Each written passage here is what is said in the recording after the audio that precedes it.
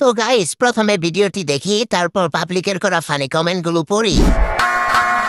ঘরের জিনিস পরে খাইলো, এটা কইতে পারলো না, অথচ আমগো নামে সমালোচনা করে। বোকা ছেলে। तो चलिए शुरू करते हैं। ঘরের জিনিস পরে খাবে, তোমার জিনিস রাস্তাঘাটের পোলাপান খাবে। হ্যাঁ, তোরা যেভাবে দুই পাহাড় দেখিয়ে বেড়াস, বাহিরে মানুষ তো খাবে। তোমার জিনিসগুলা তো অন্যরা দিয়ে সে বানাইছো। এইদিকে আরেকটা প্রশ্ন থেকে যায়, আপনার এত বড় বড় ডাবগুলা কে খাইলো? নিজের ইচ্ছাকৃত ভাবে যদি কিছু বিলিয়ে দাও, সেটাকে খাওয়া বলে না, ব্যবসা বলে। দেখে যা বোঝা গেল, মামুনি ডাব দুটো অনেক ব্যবহার হয়েছে, নষ্ট ফসল উৎপাদন হয়েছে, পোকামাকড় তো লেগে থাকবে। আজ প্রথম দেখলাম কেউ নিজেকে নিজে বাজ দেয়।